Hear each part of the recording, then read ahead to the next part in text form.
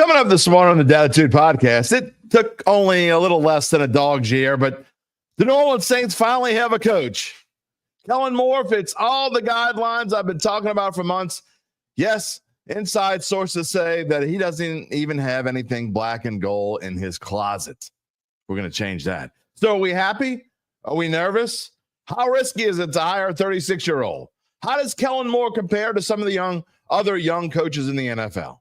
Our resident expert on all things Saints, Jeff Duncan, is here to share his thoughts and tell us whether it will be a long wait to become a winner again or whether this is 2006 all over again. We can only pray. We can only hope. Just rip off the Band-Aid and let's say what we got to say. Wait, let's play the music first. If you're looking for the latest scoop and in-depth interviews on the Saints, the NFL, the Pelicans, LSU, along with the best bets of the week, then lucky you. Along with high-powered, in-the-know guests who cover our teams, Jim Derry brings plenty of Dattitude. And he'll always tell you the way it is, or at least the way he thinks it is.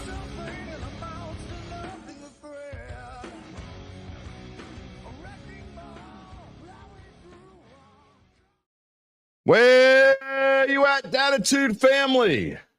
It is the first day of another generation of the Saints. Used to be we'd have a lot of these.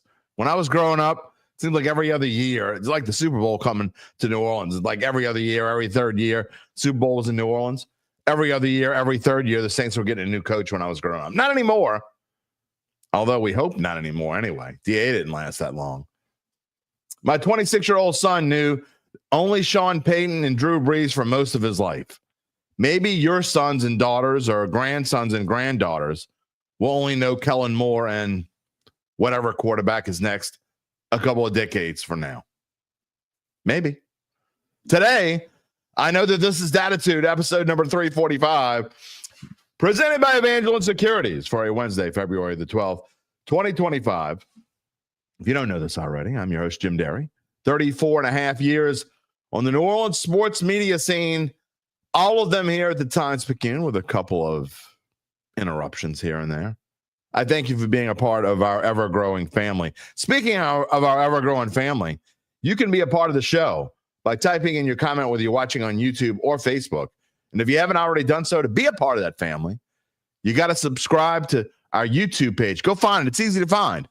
Look for us on YouTube. Hit subscribe. Even if you watch us on Facebook, subscribe on YouTube and be a part of the family. You can always find out when we go on the air live, which is normally Monday, Wednesday, and Friday at 11 a.m. Central Time. But I got a program and note coming up for you in a minute. You get in touch with me on X at Jim Derry Jr. or via email, jderry@theadvocate.com. What is going on, everybody, today? It is, first of all, before we get into all of this stuff, I like to talk about the weather. It is too damn hot. We got the jinx of Uncle Big Nick. We had the snow. We had the cold weather. We were talking about how cold it was or whatever. And Lord, don't you know, it's been like 82 degrees ever since then. And I'm sick of this crap.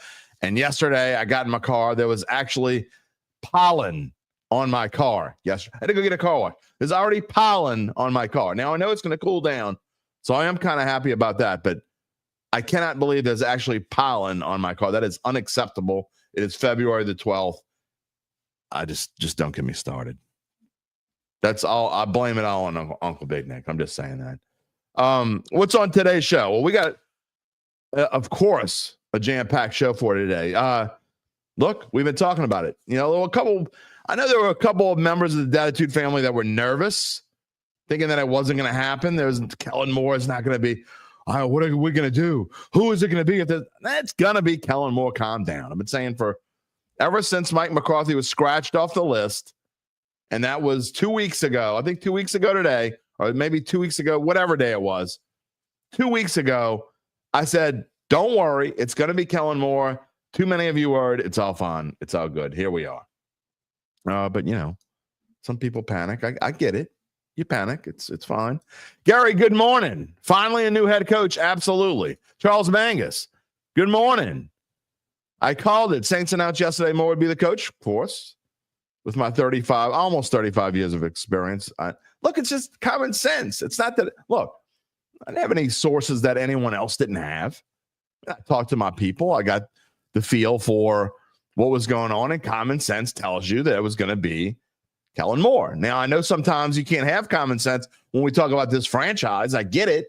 And you get nervous, and you easily get nervous. But look, you got to have patience. You know, it's like talking about the whole tanking thing. And I had a text conversation this morning with a friend of mine about whether the Saints should tank. I'm sick of talking about this. I mean, y'all know this by now. I promise you. Never say never, but I'm saying never here. There is no one out there, and it's not going to happen, that someone's going to convince me that trying to win now is not the right way to go. Multiple reasons. You never lose on purpose. I'm sure we're going to get to that today. S. Callie, good morning. Who dat? How are you doing, sir? Kyle Sherman, good morning. The day has arrived. That's what we're going to be talking about, of course, all day today. Jeff Duncan coming on the show. There is no one that knows more about this franchise. I'm telling you right now. No living person right now knows the ins and outs of this franchise more than Jeff Duncan. And that's why I texted him yesterday. You know, I got to be honest. Our guys, I know I don't have enough of our guys on the show, and I really don't, but I hate bugging them. They got their own show. They got so much to do. We're just coming off the Super Bowl, but I had to text Jeff Duncan yesterday. I was going to have two guests today. I texted multiple people to come on the show, but luckily Dunk was available. A couple other people weren't available. Larry Holder, by the way, is super sick right now. So best wishes to Larry. He's got the flu. When I saw him Sunday, he was sick. But hey, hopefully he'll get better. We wish him the best. But Duncan, I'm telling you, it's going to be a great show with Duncan this morning into this afternoon. Probably he'll come on for about 30 minutes. We'll talk about it with you. All right. Owen says good morning. Welcome, Owen. Brian Cavett to tell you his feelings in 3 years. You know, here's the thing about negative Nellies too. Here's the thing about people, whether you say he's going to be 100% successful or you're down and, they just got whoever they can get. People could say whatever they want because you think 3 years from now, no one's going to remember. Well, let me tell you, I've been taking screenshots and I've been taking receipts because I want to come here. Okay. I'll tell you if I'm wrong. I'll be the first one to tell you when I'm wrong. It's not like I haven't been wrong before and told you on this show. But you cry, and I'm not just talking about the crybabies that come in and part of the look. Every family's got to have their own crybabies. My youngest daughter, I love her to death. She's the cutest thing on the planet. She's a crybaby. She's a self-proclaimed crybaby. But don't come in here crying and then say later on, everything is great. No. We take receipts here. And again, I'm talking about the national media too. Colin Cowherd can shove it up his ass. I can tell you that right now. Just go text. Just go look for him on X. I'm just saying. I'm not going to even talk about it. He's not worth it. I'm not a fan of his anyway. And anyway, Kyle Sherman ready for the ride. Patience. Dattitude, Knowles. You got to have patience. Douglas Thornton. Good morning. Let's go. We got a coach.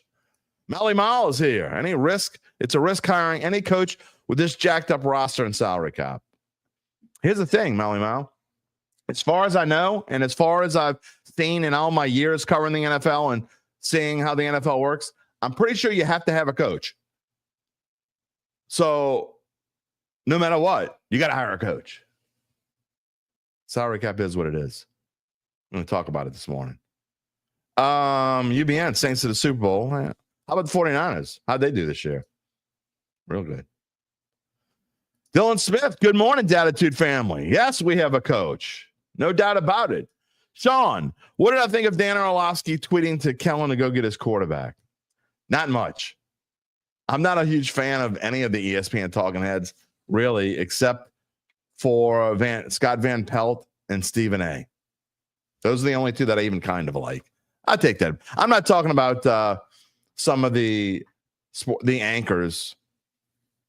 You know, we're always going to love Stan Verrett, first guest ever on Dattitude. That's right. It was an audio-only podcast back then. You can go find it. Dattitude #1, Stan Verrett. And then, of course, Hannah Stormer came on the show last week. But I'm just not a fan of the whole ESPN talking head thing.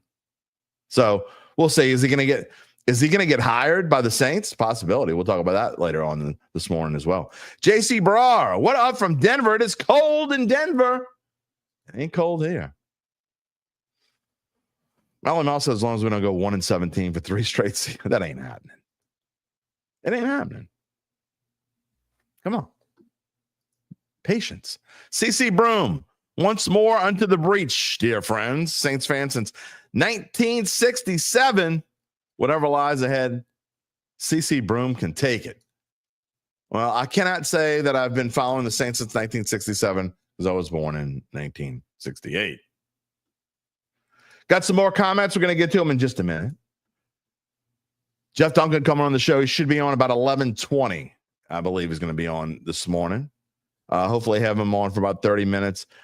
Again, all kinds of things to talk about with him. I've got some stats for y'all when talking about coaches. I was surprised. I went, and I'm not going to give it away now, but I went and looked up. A friend of mine had texted me yesterday and asked the question. I'm like, that's a great question. I'm going to look it up. He thought that coordinators who have been hired off of Super Bowl winning teams, that they had not been successful, that they had been just been bad. Well, I'm like, you know what? I don't even know the answer to that. I'm going to look it up. Got some surprises there. I did both the last 20 years. Coordinators who were hired immediately after they won the Super Bowl and coordinators who were hired immediately after they lost the Super Bowl. And surprised, maybe not in the way that you might think. Again, I'm not going to give it away yet. I'm going to give that. We're going to talk about that when Dunk comes on. Also, I got a little chart here. Youngest coaches in the NFL. Most of you know by now, Kellen Moore is the youngest coach in the NFL. What I found interesting, and if you didn't see this chart already, we'll talk about who are the youngest coaches in the NFL. I got the top 6. And why top 6? Because that's all I could fit on the screen.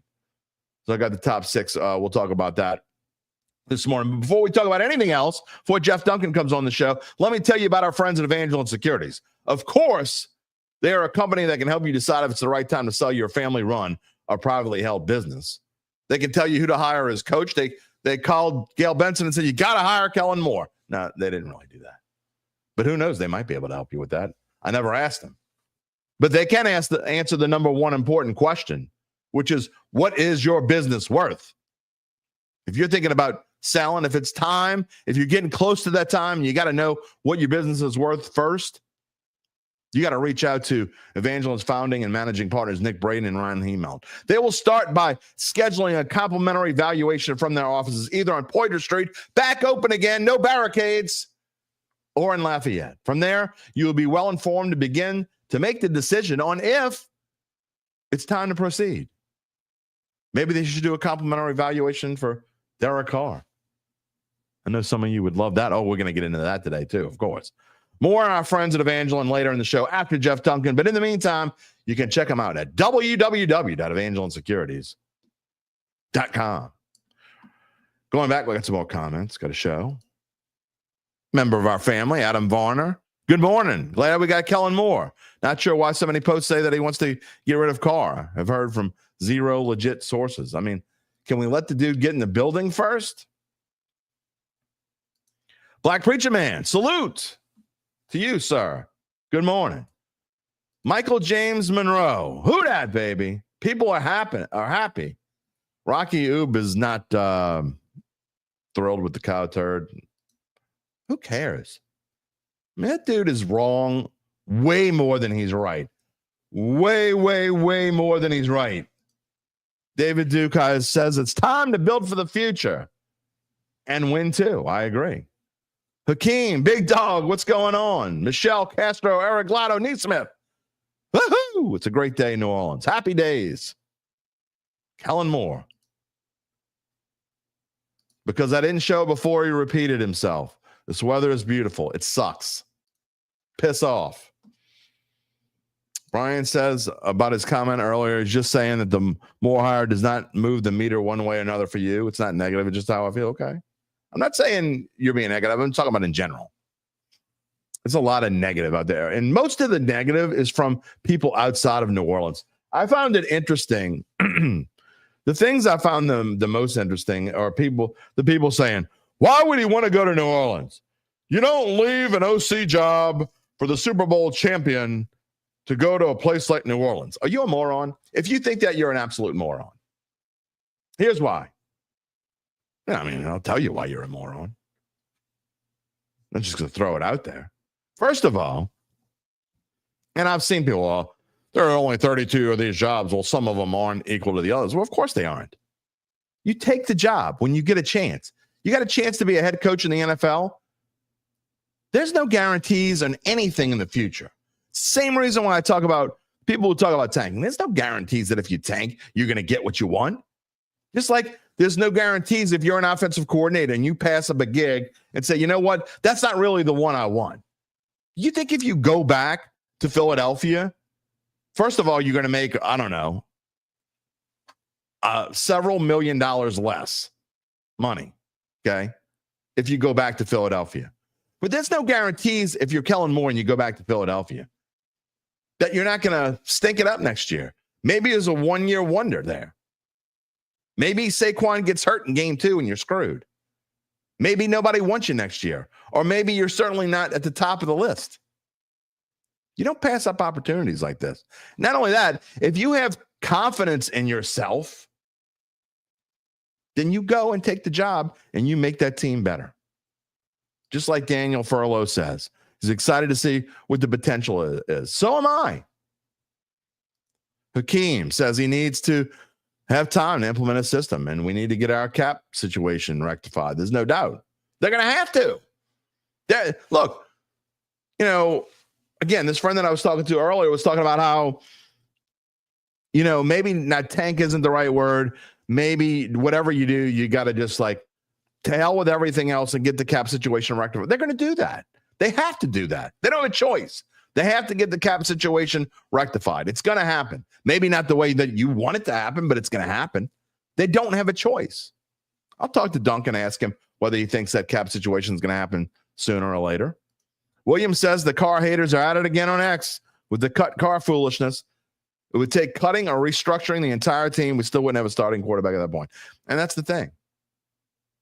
I mean, you don't have money, okay? Now, if they were going to say you can go out and sign Justin Fields or whatever, okay. Do you have money to sign Justin Fields? No.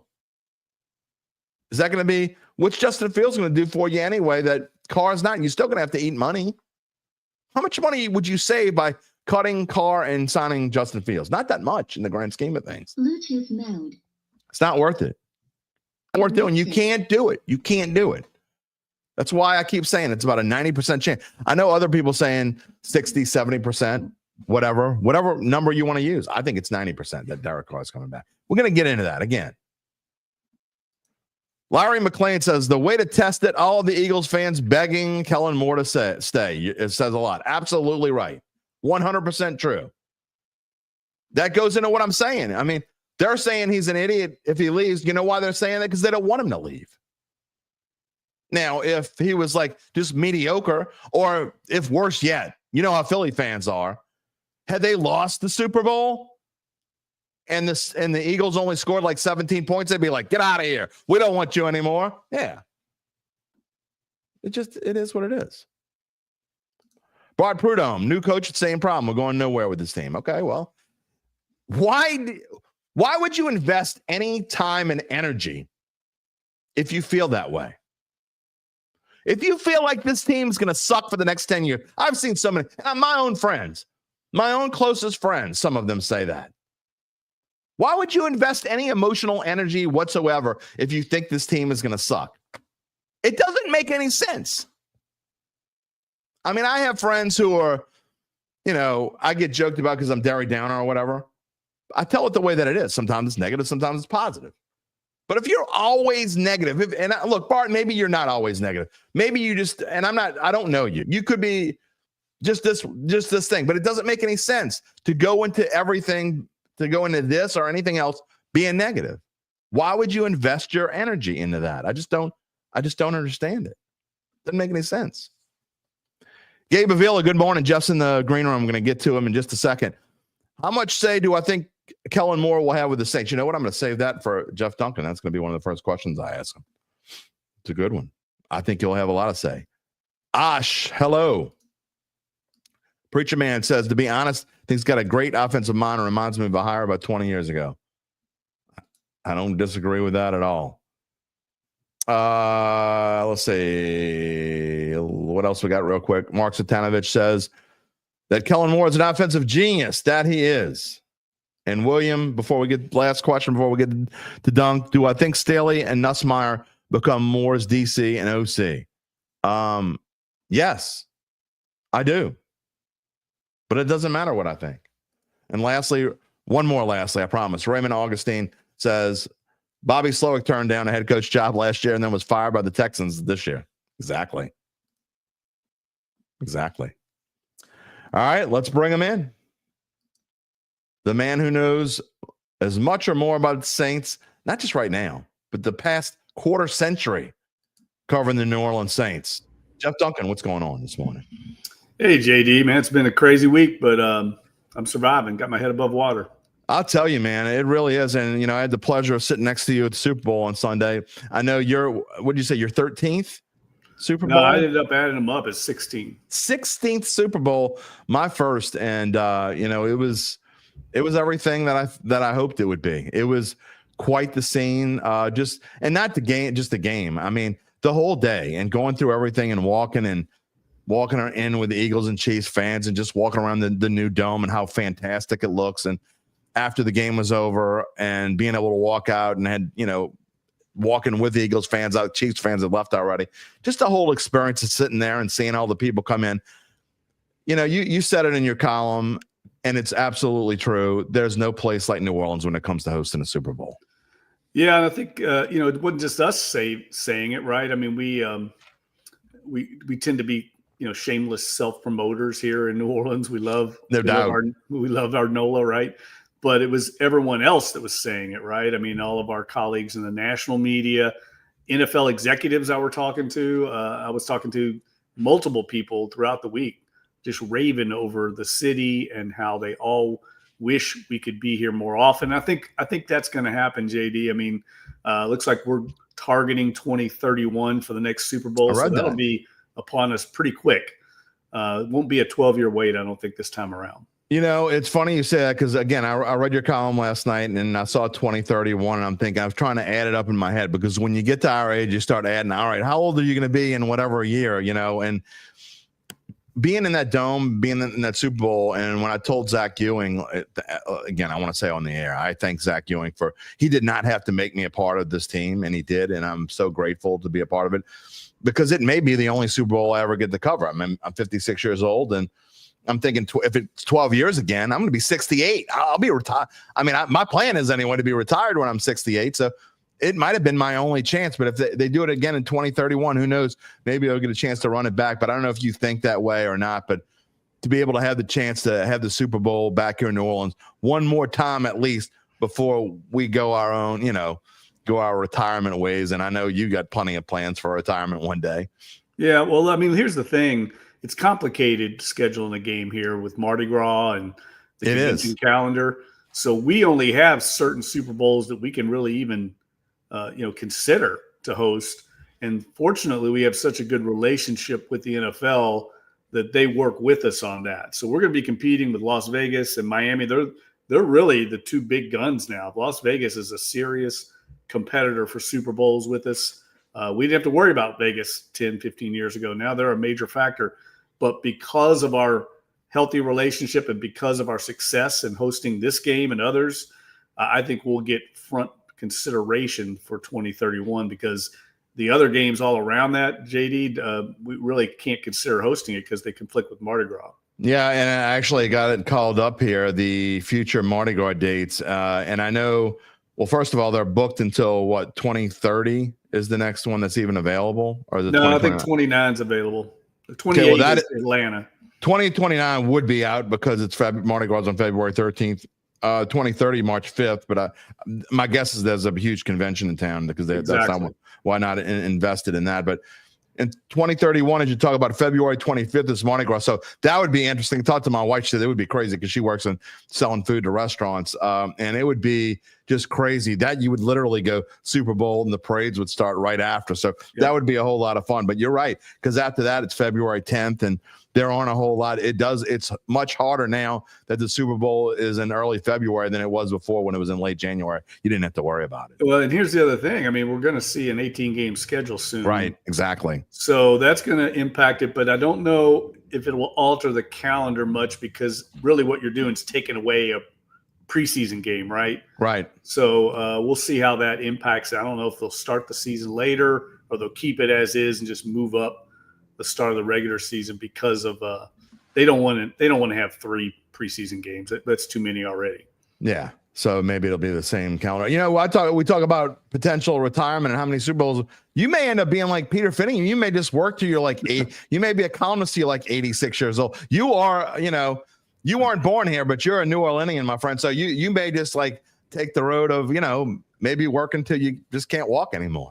Well, I'll say this. I mean, look, I wasn't born and raised here, but I definitely feel NOLA in my blood. And I couldn't help but feel pride last week walking around, doing all the stories. I thought the city really shined. I thought all the best of New Orleans kind of was on display for the world. And man, we were at our best. And then we immediately went back to being right, pothole filled, street lights out as soon as everybody left town. Classic New Orleans. That's true. Mark asked if we enjoyed the Super Bowl. We absolutely did. Akeem says the city won Super Bowl 59, no doubt. Uptown stand-up. Third Ward Charity Hospital born alum. Yeah, man, it's and lots of other comments here, too, that we'll get to later on and talk about it. But, yeah, look, Super Bowl was great. We talked about it on Monday.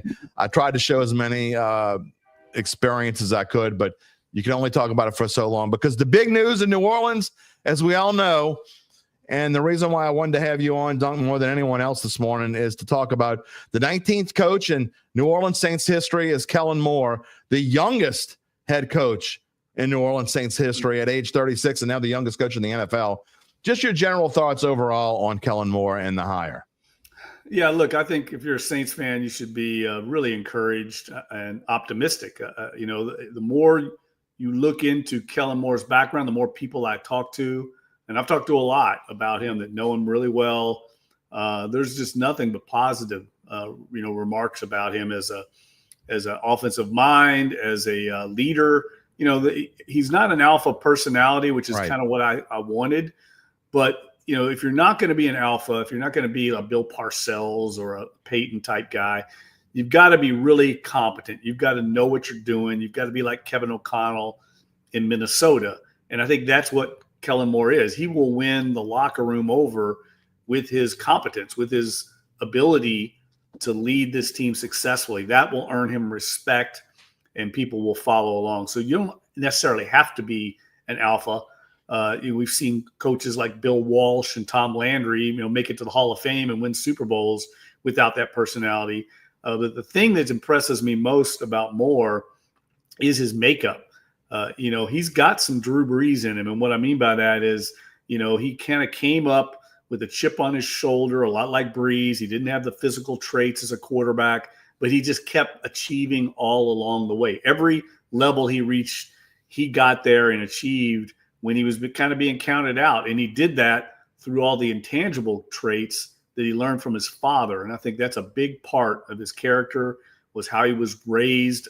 He's from a small town of like 5,000 or 6,000 in Washington State, a powerhouse football team. His dad was a coach, one of the winningest coaches in the state of Washington. And so all these traits that he learned about discipline and work ethic and studying, all those things I think have led to him being successful and being on this accelerated path. Yes, he's only 36, and I can see why that would be a concern. But he's a very experienced 36. I mean, he's been programmed to be a head coach. He and his brother's probably going to come along with him, Kirby, who's the offensive coordinator in Missouri. These guys are way ahead of the game as far as how far experienced they are and their know-how. I mean, I was reading stuff about Kellen Moore. It's amazing, JD. I mean, this guy has been like studying tapes since he was like a teenager. He's just a football junkie, and I think he's going to need all that because he's got a big, big job ahead, and he's going to need help. And that's going to be my column tomorrow is, look, Kellen Moore can be a great offensive mind. He can be a great coach and all that. He can still get swallowed up by the dysfunction around him. So that is going to be incumbent upon Gail Benson, Mickey Loomis, the entire organization to give him the resources, assets, and effort that he needs to be successful. Otherwise, he'll drown just like so many other ones before him have. Dattitude podcast is Wednesday morning with our resident expert, the man who knows it all inside the Saints organization, been covering for over a quarter century. Jeff Duncan here. Dattitude podcast presented by Evangeline Securities. If you're watching the podcast, you can see this little chart that I have on the left side of the screen. If you're listening, you don't know what I'm talking about, but it is the youngest coaches currently in the NFL. I got the top 6 only because that's all I could fit was the top 6. But Kellen Moore, obviously the youngest at 36 years old, but I didn't realize, exactly, there are 8, I believe it's 8 coaches under the age of 40 in the NFL. It is the trend now in the NFL. And you look at these names in the list, some of them are new coaches, so we won't know what they're going to do, but it's hard to believe. Sean McVay seems like he's been in the NFL for head coach in the NFL for 15 years. He's only 39 years old. Kevin O'Connell, what a great hire for the Vikings, also at 39 years old. Mike McDonald had his first season last year, and then a couple of new guys in Ben Johnson and Liam Cohen. But this is the trend in the NFL, and this is why, as someone who has watched this team since the day I was born, basically, I am fired up about this hire. I agree with you that he's not the alpha male that some people wanted, but I think he's just a breath of fresh air. And I think more than anything else, this team needed a breath of fresh air to break away from Sean Payton, to get rid of anything that was Saints past. I know everybody wanted Aaron Glenn, and he would have been a great hire too, but just to have someone that doesn't even have black and gold in his closet dunk, I'm excited about Kellen Moore. Yeah, and I sense that around the city. I mean, the fan base seems ready for kind of a new chapter, and Kellen Moore certainly brings that.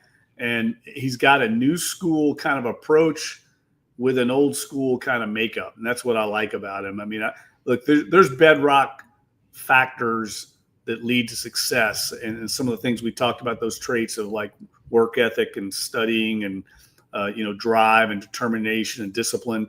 All those things don't go away, but you have to have a modern approach to the game, and that's certainly what Kellen Moore brings. I like the fact that he's worked in a number of different systems with a number of different quarterbacks. I mean, the great coaches, JD, adapt their systems to their personnel, and that's what he did in Philadelphia. The offense he ran in Philadelphia is not going to be the same thing he runs here. He's going to adapt what personnel to play to the strengths of the Saints offense here. That's what good coaches do. And we saw that happen with Peyton when he was here. If you remember early on, everything was about the wide receivers with Colston, Henderson, Moore, that group. And then when they got Jimmy Graham, all of a sudden the tight end became the focal point. Then they had running backs like Pierre Thomas and Chris Ivory and Darren Sproles. It became a running game. I mean, you just adapt to what your strengths are as an offense. That's what he's done in his career I've seen so far. And the thing I really, really like about him is I think his personality is going to be a good fit with Mickey Loomis. And that's important.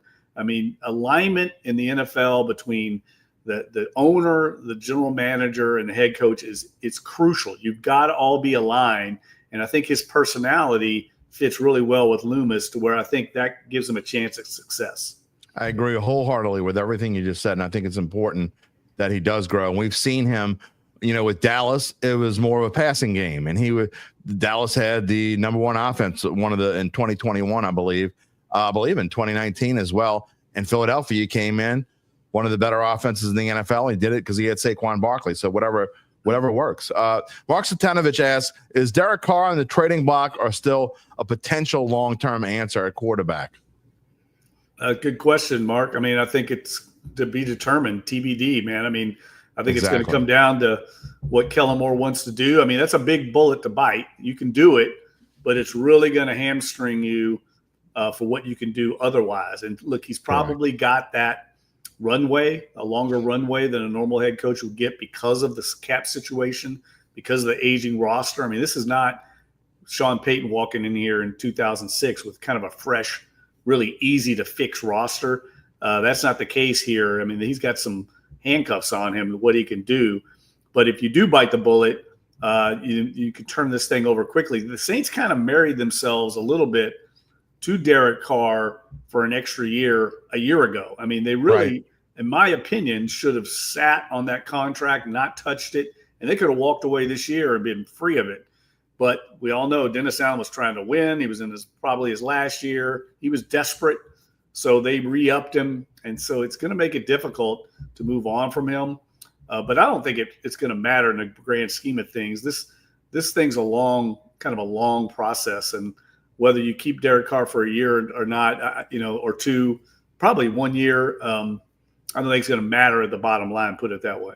No, and I think if you look at it, in my opinion, I think it all depends on what happens this year, right? I mean, if this, and not just the Saints are successful, if Derek Carr and Kellen Moore see eye to eye and they're on the same page, and things go the way that Kellen Moore wants it to go, and he feels like he can make it work, I don't think there's anything that says that Derek Carr might not be a longer bridge. I mean, I don't think he's the answer super long term, but I think you could see him here for more than 1 year if those two are on the same page, and maybe the Saints get the quarterback of the future in the 2026 draft, because I think that's the draft that is heavy with quarterbacks, kind of like last year was. Yeah, and look, I'm not saying you couldn't use a second round pick. I mean, you can get a good quarterback in the second round. Yeah, for sure. So they could do that. They could go in that direction. I think it's all on the table. I think what they need to do more than that, anything though, is figure out what they want to do defensively. I've talked to people in the building long before they hired Kellen Moore that believe strongly they've got to turn over that roster on that side of the ball. It was extremely disappointing this year. They had a lot of aging players. This goes back a few years, JD, to the decisions they've made that I think are very misguided decisions.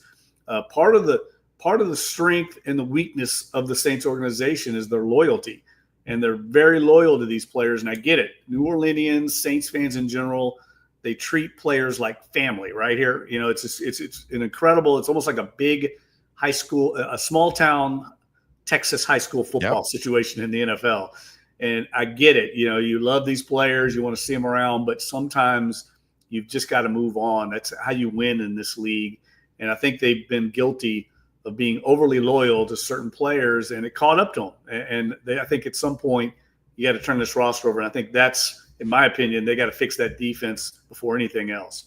Yeah, and I think that, in my opinion, just from what I've seen, and my gut feeling tells me that now is the time. I think that they realize they have to do what they have to do. It may not be even a popular move with some people, but I think some guys who are been well loved here aren't going to be here much longer. Rocky wants to know when the press conference is. It's tomorrow, correct? Tomorrow morning? Right. 11:30, yeah. Mark Gabsky wants to know, any chance Rizzy stays? Yeah, I think there's a chance. I've heard the assistant special teams coordinator in Philly is also close to Kellen Moore. I think his name's Joe Pezzannuno, and he's a consideration as well. I know Sean Payton's already reached out to Rizzy. He hired him here. So Darren Rizzy's going to have options, a lot of options. He's a very well-regarded coordinator. Those are the things Kellen Moore will be working through here in the next few days. I know Nick Sirianni wants Kellen Moore to be successful, but he's also trying to hang on to a lot of the assistants on his staff. I think Kellen Moore, I was told, wants to bring about 3 or 4 assistants with him from Philadelphia. So juggling that, can you get Doug Nussmeier to come along with him, or does Doug Nussmeier become the coordinator in Philly? Those are the things I think they got to work through.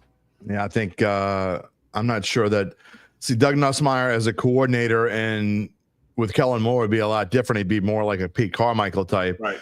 Than if he were Nick Sirianni's OC when he would actually be calling plays. So I think it would be way more likely that it would come here to New Orleans. That's just my opinion. But Brian asks, if Moore was such a great candidate, then why didn't other teams go after him really hard? Well, some teams did. I mean, he interviewed around the league. He's been interviewing around the league for a few years. I think a lot of people might have been scared off by his age.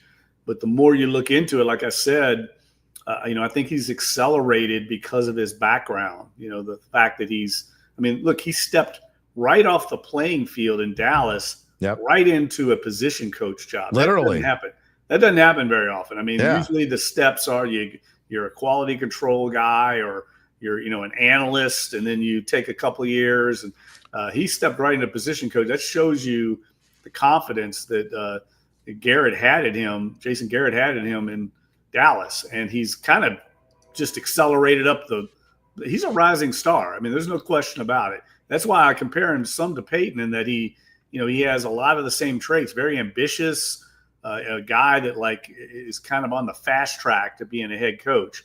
Now, I think he's got to, one of the reservations that you hear about him around the league is his personality. He's very kind of composed, kind of a quiet guy.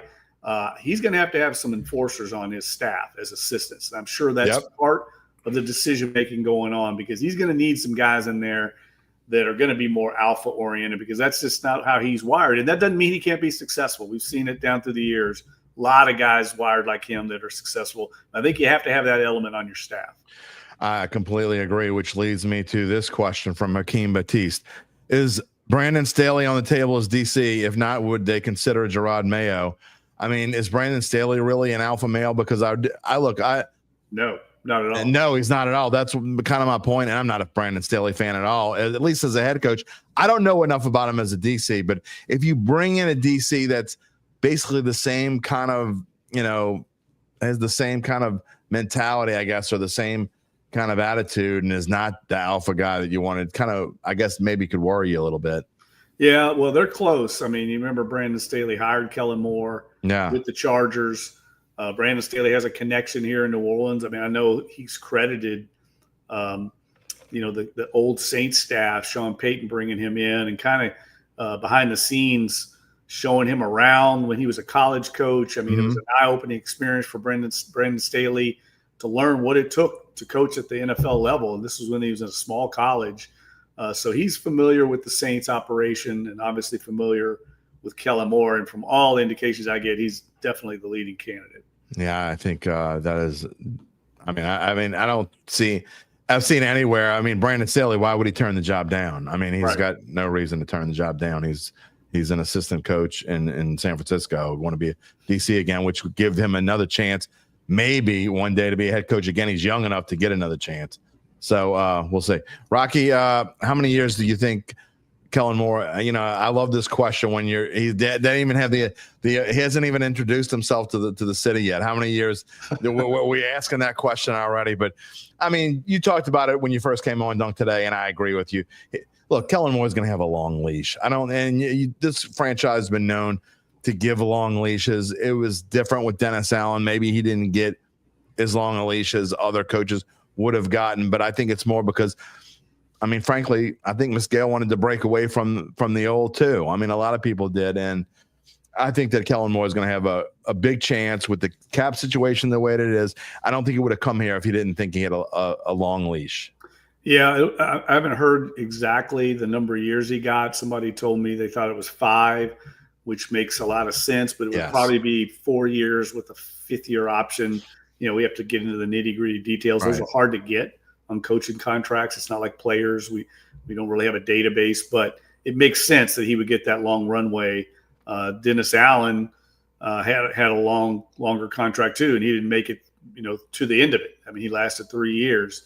So we'll see. I mean, he's got a big challenge, and this roster needs a lot of work. Yes, it does. He's got to solve the long-term quarterback situation. He doesn't have a Drew Brees here to operate with. So it's going to be harder to have immediate success the way we saw, say, in Houston with DeMeco Ryans. I mean, he had C.J. Stroud there. What we saw happen in Washington this year with Jaden Daniels and Dan Quinn. They had built-in, ready-made star young quarterbacks. That's really not on the table here. So we're going to see how he operates. The thing I'm most interested in finding out, JD, is, what's his personnel philosophy? What does he think about, players in general? I haven't really heard much from him in that regard. I mean, that's something that Sean Payton was very heavily involved with, was personnel decisions. He was almost like an assistant GM and made certainly a lot of personnel calls while he was here. Does Kellen Moore want to do that? Is that something he believes in? Does he want to, pick the groceries, as Parcells used to say, if he's going to cook the meal? So we'll find out a lot more about that tomorrow. Yeah, there's no doubt. I love the way he answered the questions on media night last week, and he didn't dodge them, but he didn't actually he didn't really give answers either, but he knew how to answer the question. So I was actually impressed with the way he handled himself last week. And then again, after the game, even on Sunday. So he'll answer all those questions tomorrow that you're talking about. But you talk about the cap, Duncan, you understand the cap as much as anyone around here. And, let's get realistic. And the Saints are, I talked about this the other day. The Saints are worst when it comes to over the cap, but they're not just worst. The distance between them and team number 31 is like the distance between team 31 and team 10. I mean, it's a huge gap. And so although things do get better, and we talked about that after 2025, they can start really working on things. They're still going to have to, people don't want to hear this, but they're still going to have to kick the can a little bit, even at best. They're going to have to move some of the salary into 2026, even though they don't want to. But there is a light at the end of the tunnel.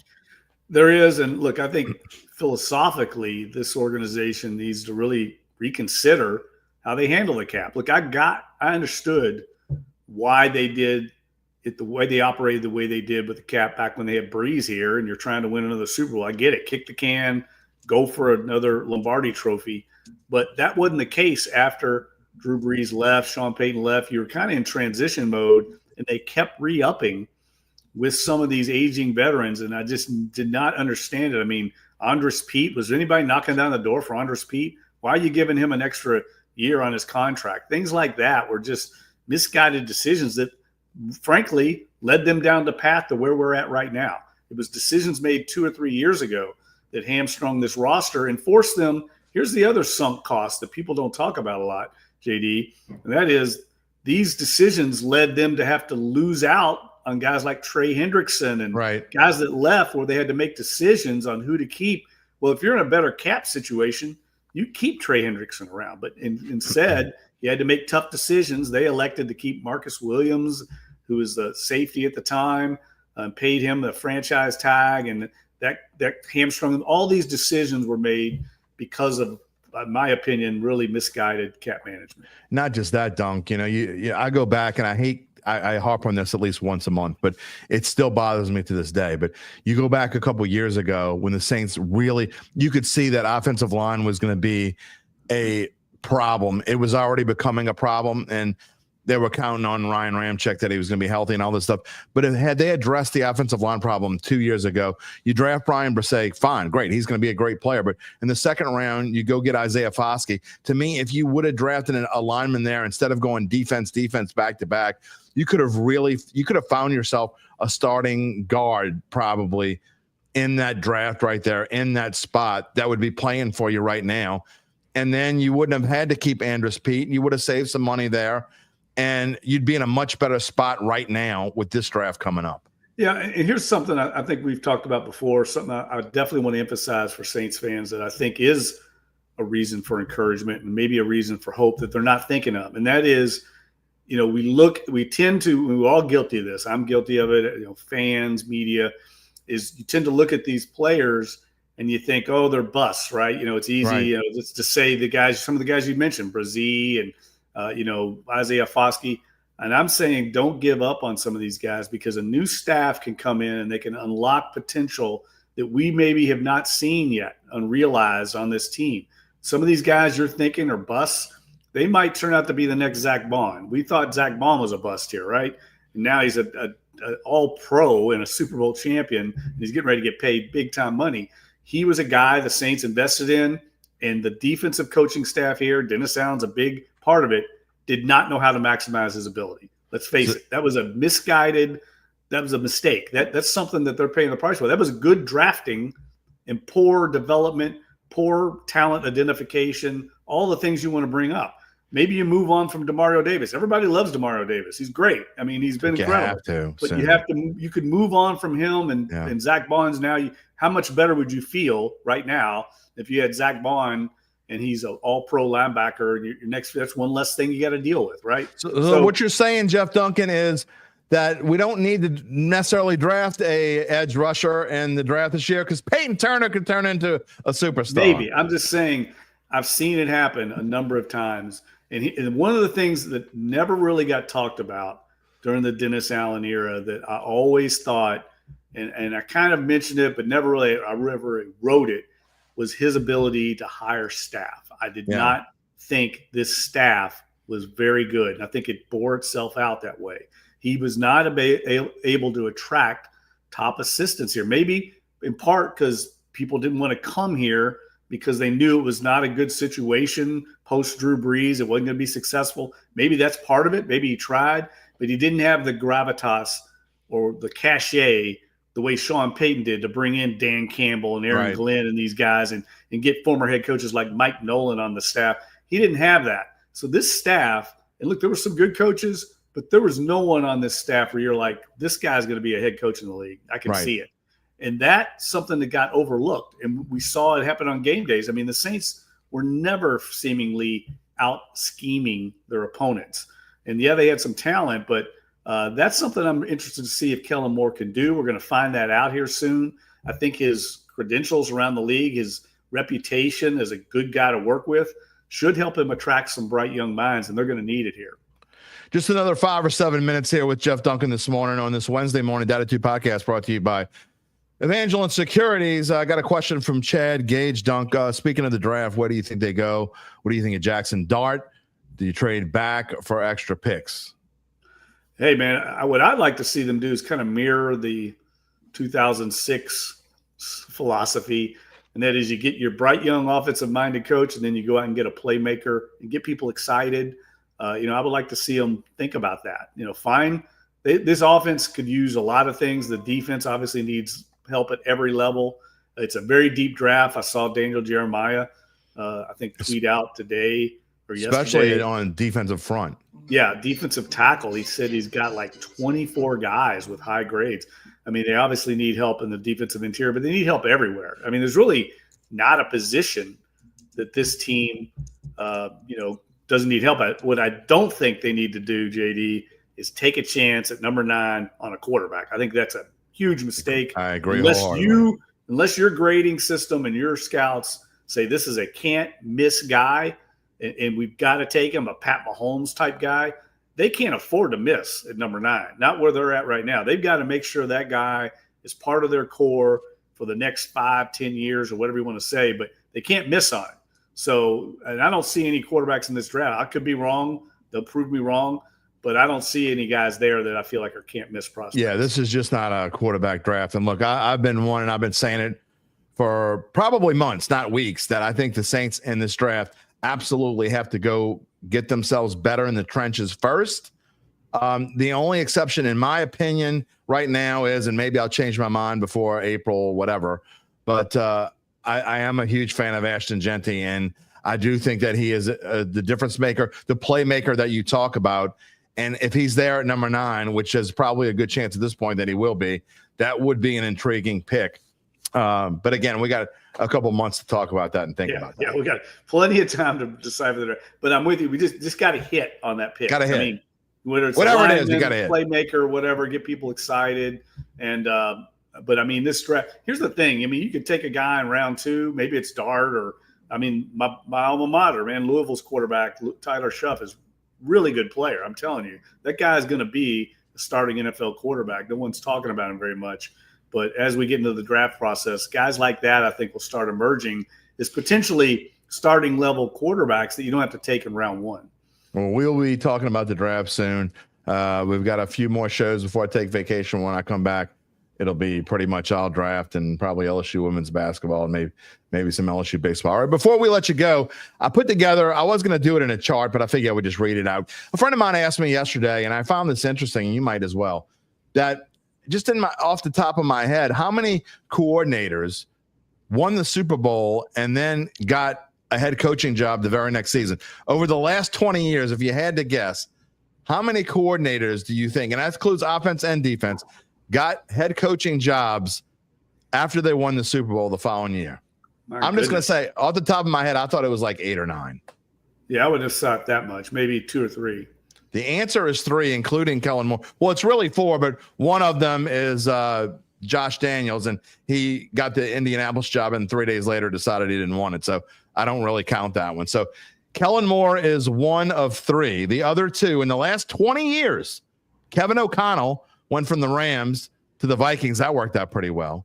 And then Frank Reich went from Philly to Indianapolis, and that worked out okay for a while and then didn't work out. He went 40-33-1.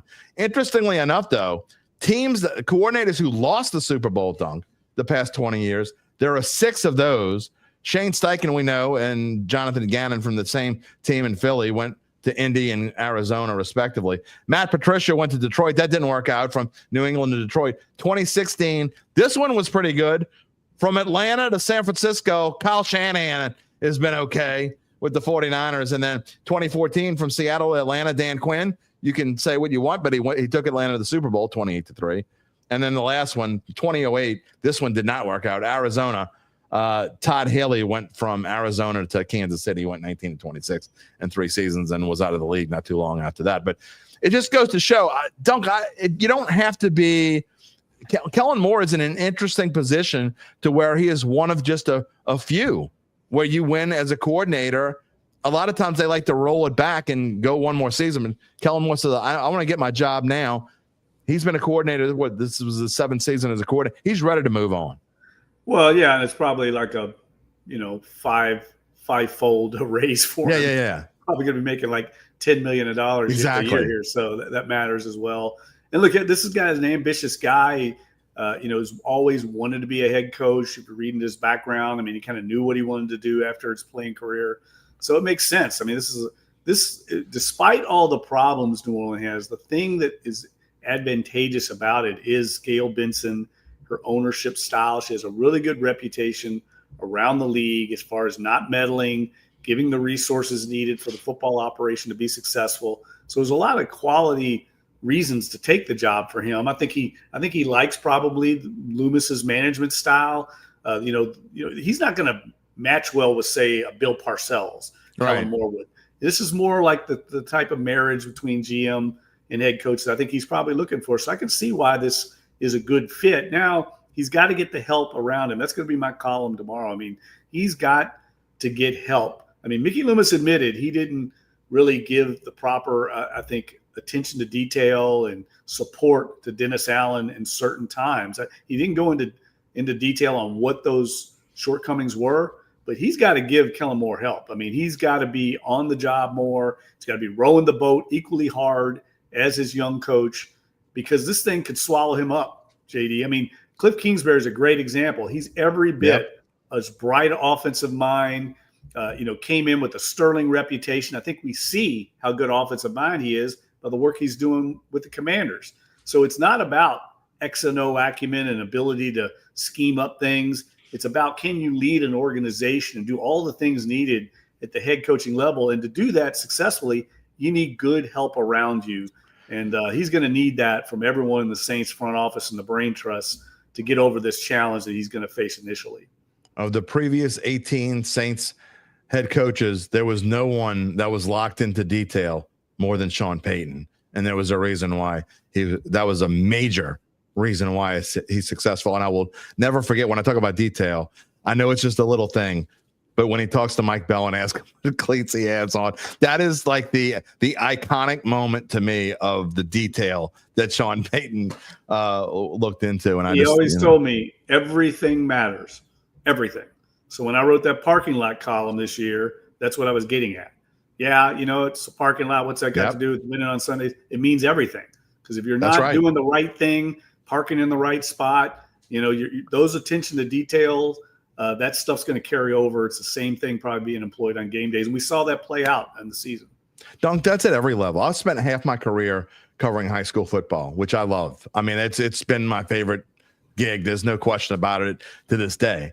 And all the great successful coaches that I've known, the Hank Tierney's, the JT Curtis's, the Frank Monica's, and I can go on down the list, but all the super successful coaches, they say exactly what you just said. Everything matters. They do work on special teams all the time when, they always have good kickers, those guys, because they know it matters. I mean, and so just the attention to detail. And to me, that's what I hope Kellen Moore, and it's hard to do when you're 36 years old, because there's someone who's now 56. And I think 20 years ago, I was still kind of a kid in the grand scheme of things, and things I've learned in the last 20, the second half of my career here.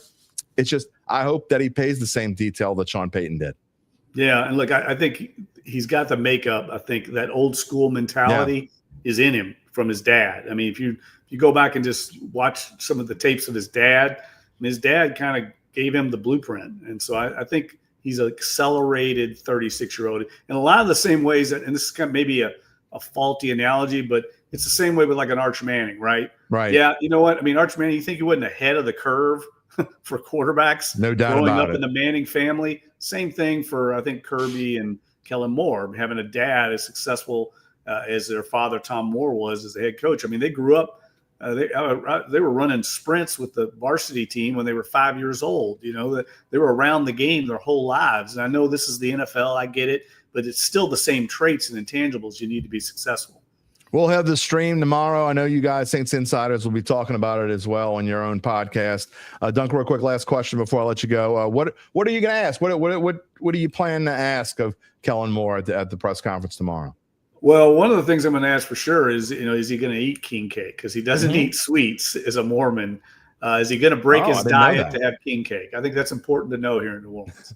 I agree. That's a great question, and we will certainly be asking him that. We'll be looking forward tomorrow. You can find Jeff Duncan, Saints Insiders, NOLA.com/Saints as well. Always a pleasure. Thank you, my friend. I appreciate it, and I can't wait to kick your butt again in fantasy baseball coming up in a month. Bring it on, JD. Bring it on. We'll talk to you soon. All right, man. We'll see you, bud. All right. Jeff Duncan, the great Jeff Duncan here on the Dattitude podcast. Again, this Wednesday morning, presented by Evangeline Securities. I'm going to go back to some of my comments that I've shown. If you got some comments, you want to talk about anything that Dunk brought up, we got about we're going to end this show probably about 1:15, not 1:15 the time. I mean, in an hour and 15 minutes. So we got about maybe 13, 14 minutes left in the show. If you want to get in some comments, again, I'm going to go back to some of the ones we had before that I didn't get a chance to touch on.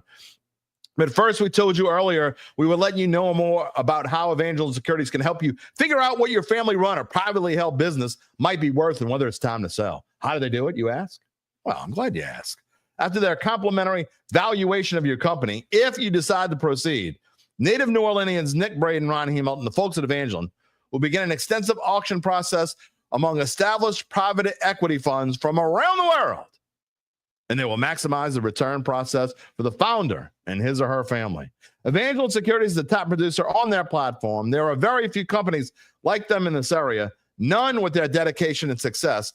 I'm going to ask Nick Braden if he gives the thumbs up or just on Kellen Moore. I will let you know what he thinks about that on our next show. They are fully licensed, ready to serve you. So get in touch with Dick and Ron about what's really important.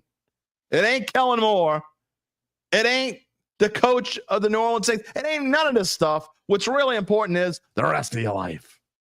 You can find them at www.evangelinesecurities.com. All right, some of the comments. Jay Tucker Rafferty. Totally agree on Ashton Genty. An AK-41 would take some pressure off the quarterback, and our O-line is better suited to run block. They were this year. You know, I got to say, I give him a lot of grief, but I think that Trevor Penning, maybe he can be resuscitated. He wasn't fantastic in the pass blocking game, but he certainly improved in the run blocking game. Personally, what I'd like to see, draft a tackle, move Penning to guard, because I actually think he could be serviceable as a guard. Can he? I don't know. We'll see. We'll talk about that a lot. Again, we're going to be talking about a lot about the draft. I got a programming note coming up for you in just a minute. Rainey Cajun said, even I couldn't resist uttering 28-3 under my breath when talking about the Falcons.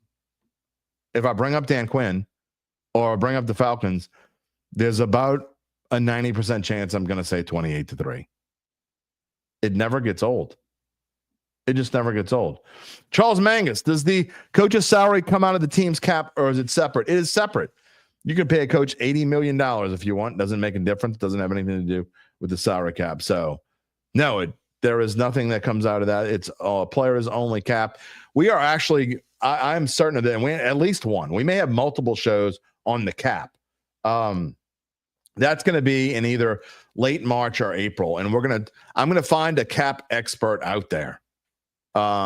Somewhere out there, someone who maybe has never been on the show to just talk about the cap. Maybe I'll make charts and we'll show salaries. And if you're interested in that sort of thing, because I am. I've been really trying to learn the cap over the past, 3 or 4 years, because you talk about it all the time. And sometimes you talk out of the side of your mouth and you don't understand it. So I've really done my best to learn about it. Now, if I don't understand something, I'll tell you I don't understand it. I don't just try to talk out of the side of my mouth. I mean, it happens sometimes. Randall, welcome to the show. You're a little late. We had a great show today. When you're, how is everyone doing? Well, we're doing good because we got Kellen Moore. But Randy, you might want to go back and if you missed this segment with Jeff Duncan, anybody who missed that entire, it's a great. Every time Dunk comes on, it's a fantastic show.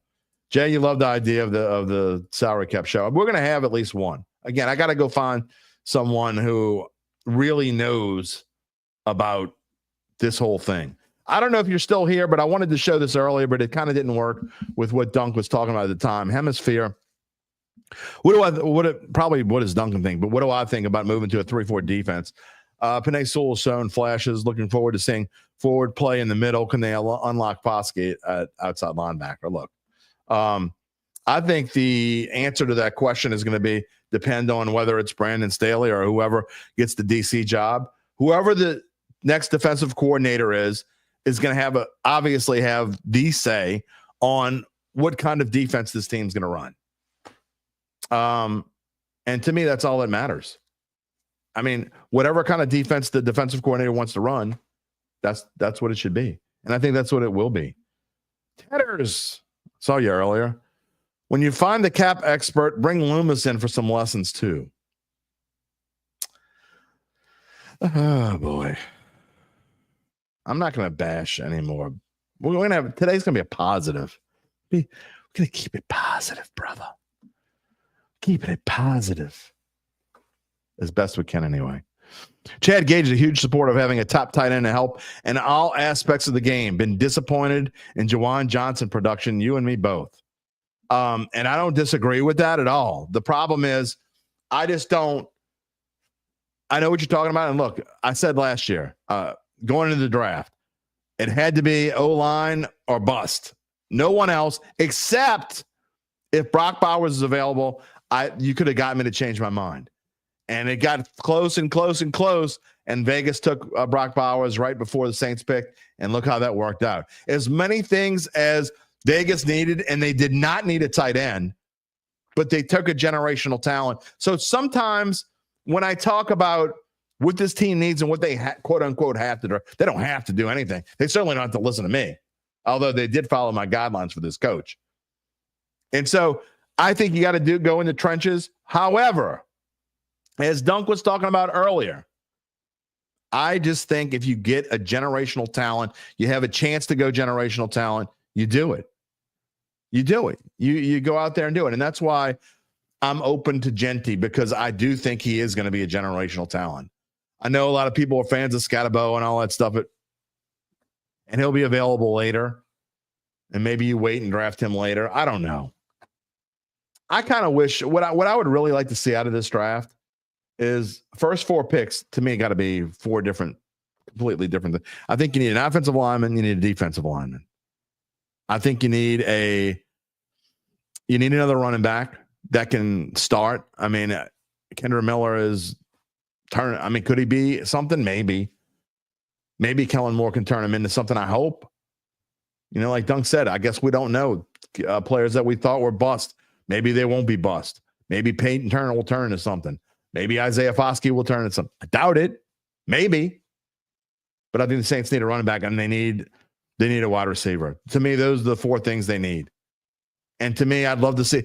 And the first 4, and we're gonna have plenty of time to talk about the draft going forward. I'll give you my programming note in just a minute. But when I come back from vacation after Mardi Gras, it's going to be probably 60-70% draft. And right now, I can tell you, I don't think I'm going to change my mind. And if you don't even if you get Genty, you need offensive lineman, defensive lineman, running back, wide receiver. That's the order that I would put them in. But if you were able to get a Genty, or trade back might be a good option. Someone said about it before. Maybe you trade back. Tedder says nothing but positive vibes here on out today. We only got another 7 or 8 minutes left in the show. So, William says he predicts the Saints will restructure and extend Derek Carr, which will cause the Carr haters to have a nervous breakdown. It's possible. That's going to be up to Kellen Moore. If you restructure Carr again, okay, then I think you're stuck with him for one more year again. Do you want to go? Look, I'm on the fence. I've told you this before. I've defended Derek Carr more than anyone in the media probably. I don't think there's anyone else in the media that's defended Derek Carr so much as me, and there go the numbers that are dropping. I don't want to hear it. I'm just telling you. If Kellen Moore thinks he's the best option for the short term and he's the bridge, and, maybe we'll draft a quarterback in 2026, it wouldn't hurt to say, okay, we can redo Carr's contract and say he's going to be here through 2026, and whoever that quarterback you draft sits and waits. Patrick Mahomes didn't play his first year. Tom Brady didn't play his first year. You think about potential quarterbacks going forward, and by no means am I comparing any potential quarterback to Tom Brady or Patrick Mahomes. I'm just saying quarterbacks don't play a lot their first year. Doesn't hurt to have them sit. Sometimes rookies come out and do great. Sometimes maybe they'd be better off to sit and wait. That's definitely going to be something we're going to talk about. Is this true? Is Shaq really the king of Bacchus? I did not see that. Maybe I got an alert while I was on. Did I get an alert while I was on my while we're on the show here? How did I miss that? I know that Livy Dunn is the Grand Marshal of my parade in Endymion. Saw that earlier. That's an interesting one. I did not see that coming. This one's good. T. Dirty says, Kendra Miller gets hurt just thinking about getting hurt. Yeah. That happens. Walt Crawford says that the Saints rework Carr's contract, they will be back in cap hell again. I completely disagree. That doesn't have anything to do with anything. All you would be doing is spreading out money that you're not talking about a huge. It's not like eating $50 million like they'd have to do basically right now, or wait till June 1st and then you're eating $25 million in the grand scheme of things. I don't agree. There's ways to do that without being a cap hell again. It's not like Drew Brees' contract back in the day when he was a quarter of the team's salary. To work out Derek Carr to keep him through 2026, it wouldn't take nearly as much as you think it is. So I don't agree with that at all. Jay Tucker Rafferty says, I think they're trying to move Carr, go young the shop. I don't think they're going to do that at all. Again, I'll say this again. And it's okay. I think I was a little too harsh on some people in one Monday show. So I'm trying to turn over a leaf. I'm not trying not to piss anybody off, at least as best I can. Maybe it's just today. I don't know what it is, but try not to piss anybody off. So I'd say this as politely as possible. It doesn't matter what you, me, or anyone thinks. That's what you want to happen. It's not you don't think they're trying to move. What leads you to believe that they, meaning the Saints, when you say they, it's got to mean the Saints, are going to move Carr and go young? What leads you to believe that's the case? What have you seen or heard in the you're listening to social media too much if you think they're going to do that. This franchise does not have a history of just eating that kind of cap space and moving on when you don't have anyone in the future. They're not going and look, if I'm wrong, whatever. I'm not going to eat paper on this one because whatever. But I'm telling you that they're not going with the rat, okay? And you don't really save any money to cut Derek Carr and go pick up someone else for a year. That wouldn't make any sense. There's no one out, and look, I'm sorry. You may not believe this, but I'm telling you right now, there's no one out on the free agency market that's better than Derek Carr that's available. There's just not. No one. Zero. No one. That includes if Sam Darnold's available, whoever you want to talk about, Kirk Cousins, it doesn't matter. Pick your quarterback. There's no other quarterback out there that's available, and especially available for a price the Saints would be able to afford to be able to move on from Derek Carr. You can't do it. So if you move on for Derek Carr, the only legitimate real answer is to sign, like, I don't mean Jameis Winston per se, but someone of that ilk. Okay? Why would you do that? Doesn't make any sense. You're not going to go with Spencer Rattler. You're just not going to. Kellen Moore, I promise you, is not going to want to go whole season. He's not going to come in here and say, okay, I'm going to go 3-14 or whatever it is. Because if you go with Spencer Rattler, And I'm not trying to be mean. I'm just telling you the way that I see reality. The way I see reality is if you decide, because to me, those are the only two options right now. Or you draft someone, you let them come in and play. If somehow if they do get a Jackson Dart, which I don't think is going to happen. So those are the only three options, in my opinion, I think that are even possible. That's why I say it's 90% chance that Carr's coming back. Preacher Man says, if it'll show the stinking comment, I don't know why I'm having trouble with it. Sometimes I have trouble showing the comments. The mouse doesn't want to show this comment. Sorry, Preacher Man. His concern is with the Kellen Moore Carr relationship, that Kellen Moore is only 3 years older than Carr. I don't think that matters. I mean, how old was Sean McVay when Matt Stafford went to the Rams? I mean, he's been with the Rams, 5 years now? So McVay was 34 then because he's 39 now. How old is Matthew Stafford? Matthew Stafford is 37. So Sean McVay is only 2 years older than Matt Stafford. That seemed to work out okay. Apathy wants to know if I would eat paper during the post-draft show if they take Dart at 9. Yes, I would. I would eat paper on the draft show. No, I mean, we're going to be live again, I'm sure. We've had we're going to have a draft show live. So I'll eat it live on the show. Walt wants to know where's the picture of me and the rat. I'll show it again at some point. I'll tell you what, I will put it in the system. That way, when you ask for it, I'll have it there to show it. Apathy says you're not getting Fields cheap. Pittsburgh probably going to keep him. They're not going to keep him and Russ. And I certainly don't want Russ. I'd take the rat over Russ, and I'm not kidding.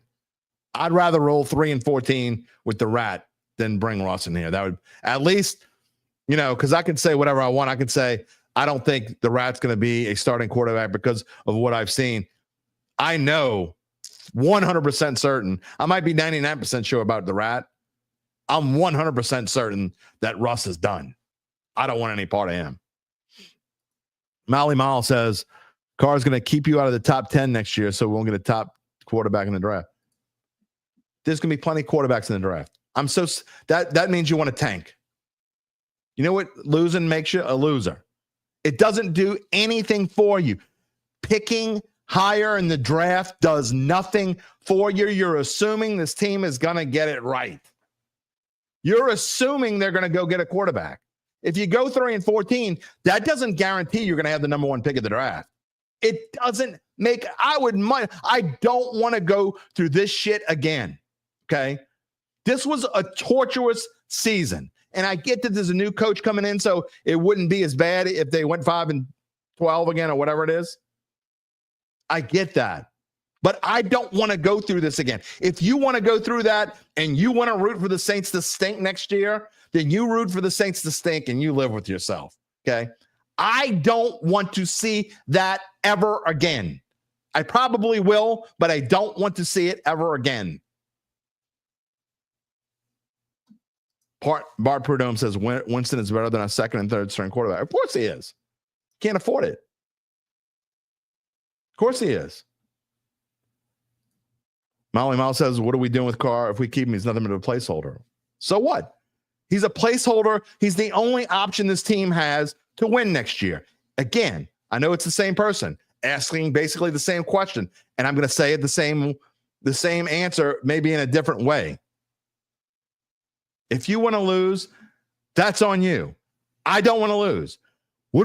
Do you go 9-8 again, or you go 10-7 and you win the division? So what? So what is I'd much rather go 9-8 or 10-7 than go 5-12 or 3-14. It's a really simple answer, but it doesn't help you in the long run. Neither does going 3-14. Where has losing got the Carolina Panthers? Nowhere. It's got them nowhere. Where has losing got the Jacksonville Jaguars? Nowhere. They got Trevor Lawrence. Big whoop. They suck. They've sucked since they got him. Where has losing got the Los Angeles Chargers? Nowhere. They keep going 9-8 or whatever with Justin Herbert and can't win a playoff game or whatever. Nowhere. Am I comparing Carr to Stafford? Sort of. I mean, I don't think he's as good as Stafford in the grand scheme of things, but he's not that far off. I don't even know what some of these comments make. We only got a T Mama. I need some love, T Mama. Hello. Glad you're with us this morning. Tedders don't want to build a loser mentality in your organization. 100%. I mean, that's kind of part of this whole thing. You don't want a new coach to come in here and lose. I mean, Sean Payton, he's that first year. Saints went to the NFC Championship game, right? Now, granted, this is a completely different situation than 2006. There's no question that this is a different situation than 2006. However, that being said, Sean Payton going to the NFC Championship game set the foundation for what was coming. The Saints struggled. They went 7-9 the year after they went to the NFC Championship game. They didn't go to the Super Bowl for 3 more years after that, but it set the foundation. Do I think that this team could be going to a Super Bowl in 4 years? Probably not. But I would have, if you would have asked me in January or February of 2006, could this team go to the Super Bowl in 4 years? I would have said definitely not. So I want to win. I want to cover a team that wins. Thank you for the love. UBN, Lions still ain't won jack. Exactly. And the Lions weren't even tanking. They've been losers for 60 years. They've been losers longer than I've been alive. Exactly. And they never tanked. They didn't tank. They just stunk. I don't know any other way to say it. The same, as Callie gets it. Losing is for losers. Even if, and this is a huge, even if, I'm going to say this, even if the Saints, you were guaranteed, if you lost, you roll it back with the rat and you tell me right now, guaranteed, it's going to happen, 100% chance. If the Saints roll with the rat next year, they'll get Arch Manning in 2026. I still wouldn't do it. I don't want to see this. There's no guarantee that Arch Manning's going to be as good as his uncles or his grandfather. There's no guarantee for that. There's no guarantees of anything. And if you're Kellen Moore, I promise you, you ain't coming into this season saying, well, if we lose, we lose. Who do you think, if he has the choice, if he's told, if Kellen Moore is told, you got 2 options, Kellen Moore. You can start Derek Carr, or you can start Spencer Rattler. Who do you think he's picking? If you say Spencer Rattler, it's just because you can't stand Derek Carr and you're praying to God that he's gone. Doesn't make any sense. I know it's not what a lot of y'all want to hear. I understand. I'm not telling you I don't understand your point of view, because I understand your point of view. I understand the frustrations with Derek Carr. I say, it seems like I say this like at least every other show. I understand the frustration of Derek Carr. I completely get it. He's not Drew Brees. Drew Brees is gone and he's never coming back. Some of you don't want to admit the fact that I've told you this how many times before? 100? That in his 12 seasons, there have only been 2 where Derek Carr hasn't finished in the top 12 among quarterbacks. One of them was last year when he only played half the season. 2. He's never had an offensive line that ranked better than 20th. Ever. Now, he put himself in this situation, so I don't even feel that bad for him in the grand scheme of things. He didn't have to come to New Orleans. He could have gone to the Jets probably, because I don't think they were thinking they were getting Rodgers at the time, and they wanted it. They wanted Derek Carr, and he probably would have been better off going there. I mean, Derek Carr's not the long-term answer. I understand that. And so you want him going now. You'd rather just move on to what? There's nothing in this draft worth taking except potentially. I mean, first of all, they're never going to get Cam Ward or Shedeur Sanders. They're not trading up to get that. That would be silly. You're mortgaging the future when you need to fill in the trenches first. So that being said, you would have to hope that in the 2nd or 3rd round, again, I don't think he's going to make it that far.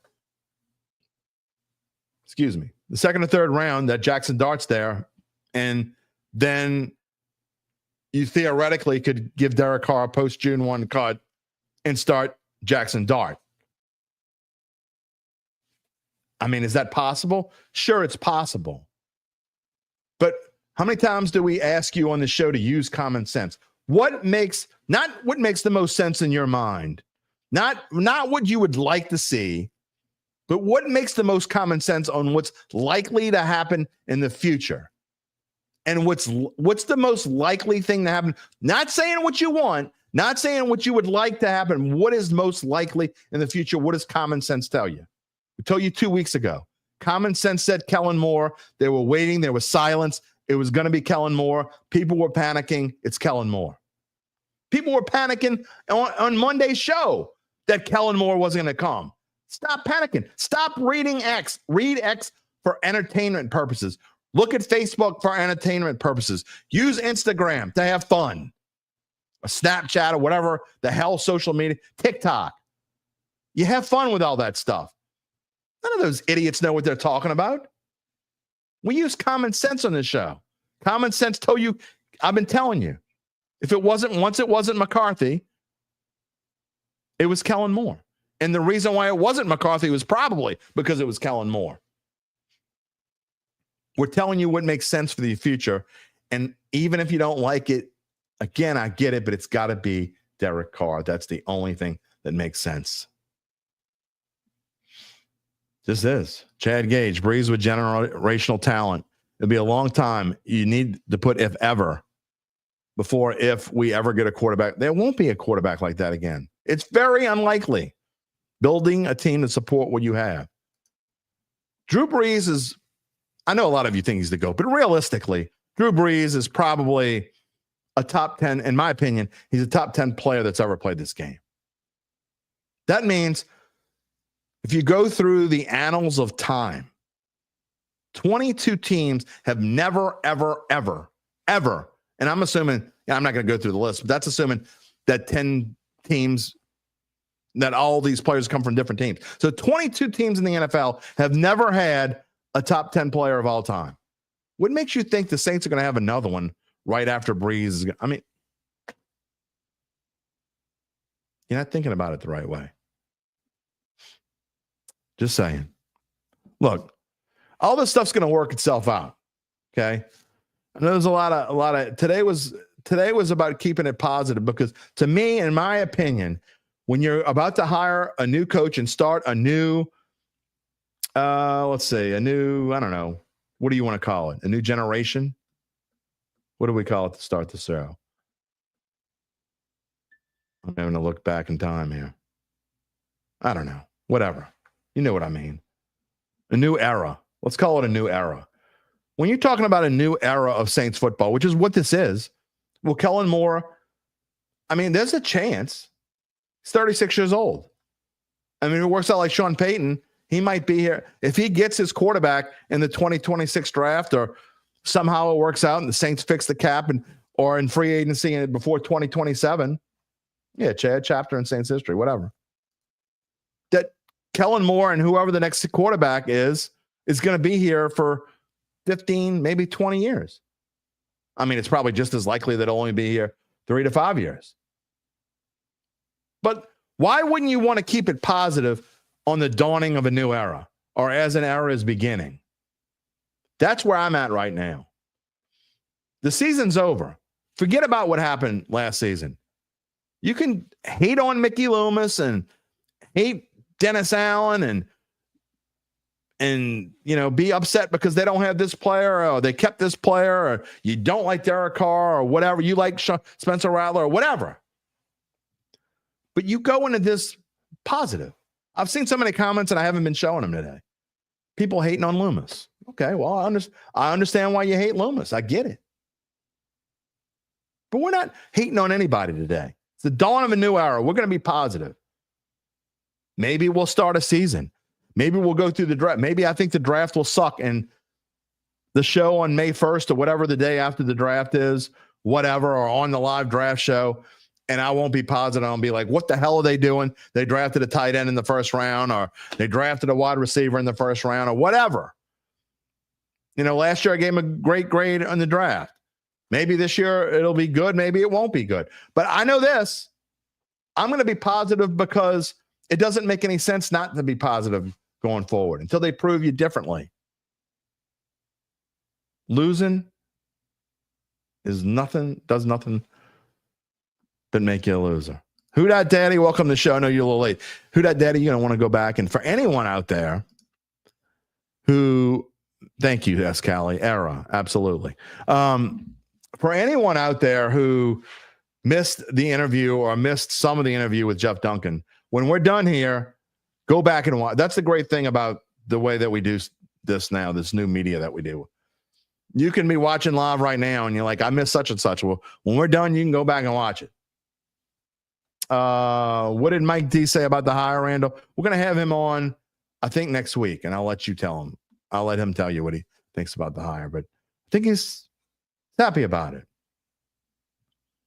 This is probably part of it. Oh, and you're probably right. I think Carr hated to just remember what he yelled at his wide receivers. I mean, Breeze got on his players at different times too. It is what it is. I think it's more of the tone that he sets. I think number one is he isn't Drew Brees, and number two is people just don't like the way that he talks sometimes. That I completely get with. Chad Gage says he's with me. It's exciting to start with new hope, new direction, draft coming up. Let's go. Larry Gibson, new regime. Got to have hope. Got to have hope. There was a commercial, and I bring it up every now and then. I am by far not the least. I'm not an Astros fan, but there was a commercial that was out about 20 years ago. The Astros were changing their uniform and trying to change their way of thinking, and they had Jeff Bagwell and Craig Biggio, and I don't remember which one of them said it, but it was a commercial that would appear when they were talking about Astros games, and they said, and I've used this for 20-something years, without hope, life is meaningless. 100% that's true. I mean, that was a slogan in an ad, but when you think about it, it's true. Without hope, life is meaningless. We're going to be hopeful here. We're going to be hopeful. Programming note, and I don't remember whether I said it before or not. I think I meant to say it and I didn't. So I'm going to say it now, and I'm sorry if you're late. By the way, if you watch it on YouTube, please give us a like, give us the thumbs up. I don't know why they say it helps us, but it does. If you're watching on Facebook and you haven't joined that Dattitude family on YouTube, please do so. Programming note, not only is there no show this Friday, I got something I got to do, and I'm also starting to prep. Season 4 is almost over. You believe that? We're going to start season 5 right after Mardi Gras. It's almost over. So I got a lot of things to do to get this show ready. And Team Mama, you're right. Turning over a new leaf. Jay Tucker Rafferty says, sounds like Allen was his problem. Carr is serviceable. Get him some help, and we could be a good team. Not Super Bowl, but good. And that's good enough for now. Good enough for now. You know what I mean? Not good enough forever. Good enough for now. Let's see here. Yeah, programming note. Next week. Okay. So no show on Friday. And actually, because the way that I'm trying to take some vacation here, going into Mardi Gras. In case you don't know, I always take vacation during Mardi Gras. I'm a big Mardi Gras guy. I ride in Endymion. Got a lot going on. I've got something to do for I promised my daughter I would go to her career day. I would do career day at her school next Friday. So there's no show this Friday. There's no show next Friday. And then the Friday after that, I'm starting vacation. It'll be for 2 weeks. So really, 5 Fridays in a row, there is no show here. So we got Monday and Wednesday of next week. We got Monday and Wednesday the week after. So what we're going to do is we probably will not have Mono-y Mondays. I'm probably going to have a guest on both of those Mondays because I'm trying to squeeze in some guests that I want to have before I go on vacation. And then, so I'll be gone the week before Mardi Gras and the week after Mardi Gras. I'm going to be gone, I know. And then we'll probably come back right after that. So I don't know. Mardi Gras is on the 4th or 5th, whatever day. So we'll probably be back on I'm guessing we're going to be back somewhere around the 15th. So we got 4 more shows before we're going on a break. All right. I know y'all will be with me. Team Mama says she's going to be in town for the Zulu Ball and Mardi Gras. Man, I was telling somebody, a good friend of mine who was the king of Endymion a couple years ago is riding in Zulu this year. And I told him riding in Zulu is on my bucket list.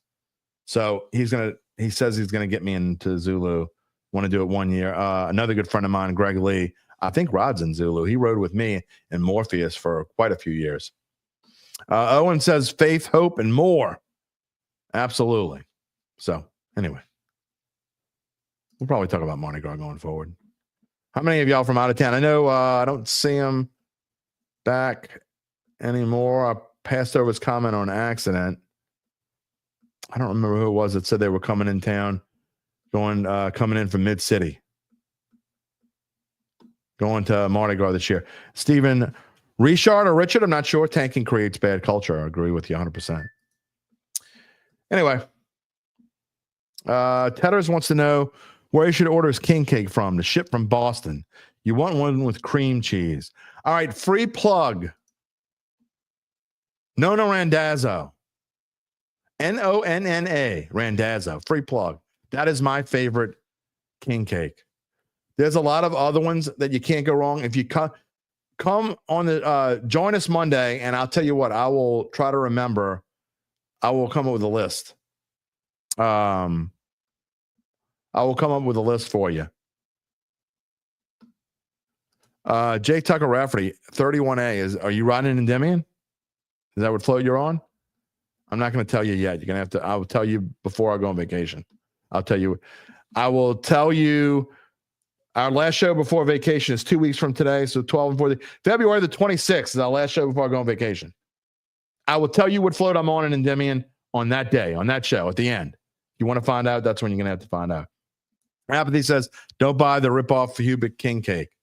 Yeah, probably wouldn't buy. I'm not. Most of you know I've been on a diet. I did kind of like cheat last week a little bit. I still lost a pound.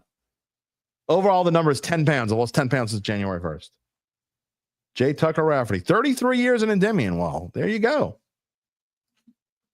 I will say this. I am only slightly ahead of you. Our float is slightly ahead of you. But I'll give your king cake thoughts later on, even though UBN doesn't want me to. That is going to wrap it up for us on this Wednesday. I want to thank our guest, Jeff Duncan, the great Jeff Duncan. Always a great show when he's on. Always, look, Jeff, I've said this before, Jeff Duncan and Mike Detillier, I could have on, I think I could have on Sean Payton. I think I could have Kellen Moore's first, maybe not. That might be an exaggeration. But Jeff Duncan and Mike Detillier get a bigger audience on this show than anyone else. And I'm talking about national people. I've had all kinds of people on the show, ex-Saints, everything. But the audience isn't the same as it is when Jeff Duncan or Mike Detillier are on the show. We'll have Mike on before the end, before I go on vacation. Anyway, thanks to Jeff. Hope you can join us next on Monday. I am pretty sure we're going to have a guest. I just don't know who it is yet. A reminder to subscribe to our Dattitude YouTube page, as I've told you before. Click the little bell to receive notifications when we go on the air live, which is usually Monday, Wednesday, and Friday live at 11 a.m. Central Time. But the next 2 weeks, it's just Monday and Wednesday at 11 a.m. Central Time. You can also find us wherever you get your podcasts, including Apple, Spotify, and many more. You can find a replay of the show on NOLA.com/sports. You can find my stuff, bet.nola.com. You can find all the Saints Insider stuff at NOLA.com/Saints. Preacher Man, enjoy the show. Thank you for coming. Who Dat Daddy says, you were a Zulu Parade Duke, which comes with your own float for years. I've got royalty on this show. Team Mama says, great show. Thank you. UBN, am I excited about seeing you Saturday? Bad news, UBN. I'm actually not going to see you Saturday. I think I took myself off of that schedule. But I will be doing the Newman baseball home opener tomorrow on VSN. Friday night, I'll be at Shaw for Shaw and Bell Chase on VSN. Saturday, I'm either doing St. Paul's basketball or I'm doing nothing Saturday. I got some other things going on. You can catch me there on Varsity Sports Now on my play-by-play duties. Everyone, and S. Kelly, you as well, last comment of the day. Who dat? Great show. Thank you. Have a great rest of your week and a glorious, wonderful, beautiful weekend. We will see you on Monday. Take it easy, my friends. If you're looking for the latest scoop and in-depth interviews on the Saints, the NFL, the Pelicans, LSU, along with the best bets of the week, then lucky you. Along with high-powered, in-the-know guests who cover our teams, Jim Derry brings plenty of Dattitude. And he'll always tell you the way it is, or at least the way he thinks it is.